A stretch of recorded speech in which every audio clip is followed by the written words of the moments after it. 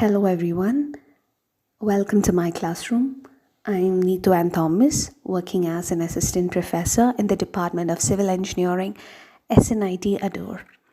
I'm teaching Professional Communication, HUN 102 for first year S2 KTU BTech students. So, in our last class, we learned about the search engines and what do you mean by crawling and how this crawling term effectively works in a modern world, right? So, secondly, it is indexing. Today, we're going to learn about starting with indexing. So, that's another search engine.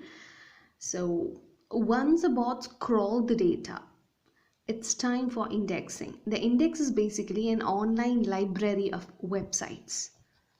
Online library of websites.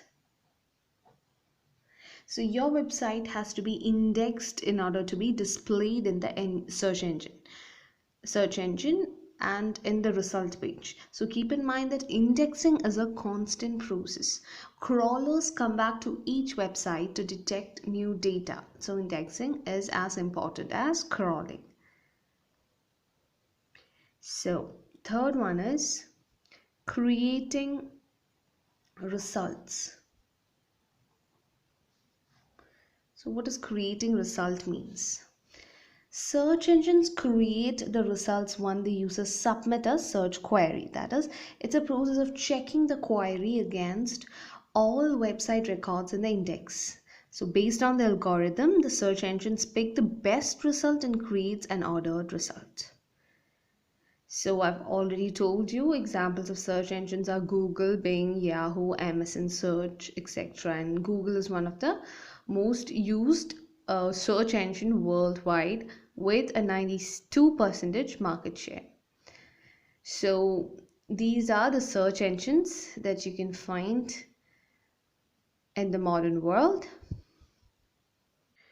Next, we'll talk about repositories.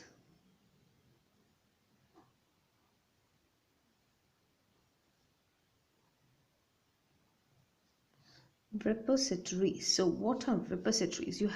Maybe you haven't heard of this term yet. But in a software development, a repository is a central file storage location. So it is used by version control system to store multiple versions of files. So it is just file storage location, that is repositories. So while a repository can be figured on a local machine for a single user, it is often stored in a server which can be accessed by multiple users.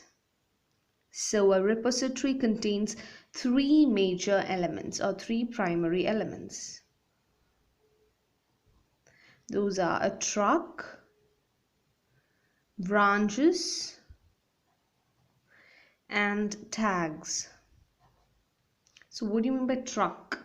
The truck contains the current version of a software project. So this may include multiple source codes as well as other resources used by the program. So truck is a current version of a software project.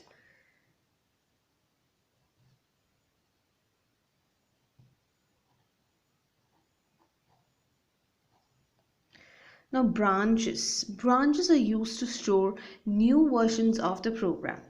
A developer may create a new branch whenever he makes substantial revisions to the program. So if a branch contains unwanted changes, it can be discontinued. Otherwise, it can be merged back into the trunk at the latest version. Right, so branches are used to store new versions of the program.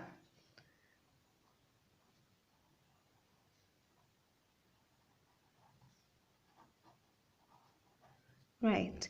Now tags. Tags are used to save versions of a project but not meant for active development. For example, a developer may create a release tag each time a new version of the software is released. So a repository provides a structured way for programmers to store developed files. So this can be useful for any type of software development, but it's especially important for large development projects. So tags are nothing but these also save a version of a project. Right. So many version control systems even support side-by-side comparisons of different versions of files saved in this repository, which can be helpful for debugging source code. So additionally, when a repository is stored on a server, users can check out files for editing, which prevents files from being edited more than by one user at a time. So that's all about repositories. So repositories are nothing but, what are repositories? It's a file storage location. It's a central file storage location.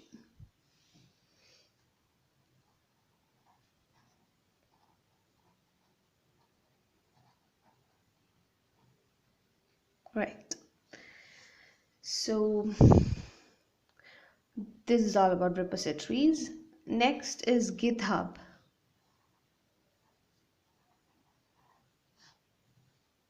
So what is a GitHub?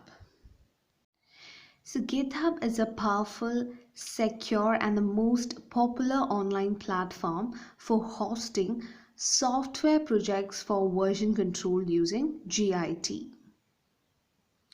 It is particularly well known as a development platform for open source projects. However, GitHub supports private repositories as well.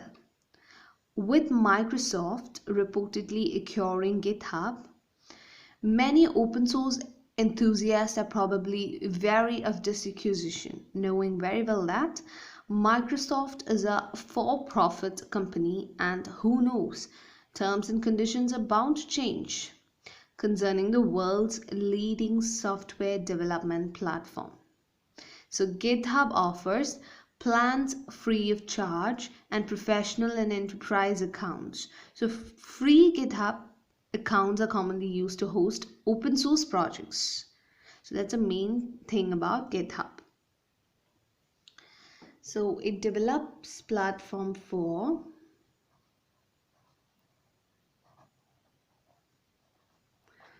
open source projects.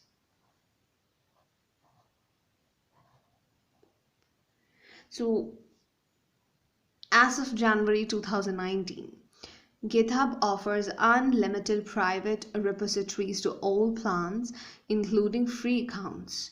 As of January 2020, GitHub reports having over 40 million users and more than 100 million repositories, making it the largest host of source code in the world. So that is about GitHubs. It's just that you know about all these terms. You needn't go in detail. I was just explaining about each terms, but it's just that you should know what GitHub means, what repository means. Okay, that's all about GitHub. So we'll wind up for the day. That's all for the day. Thank you.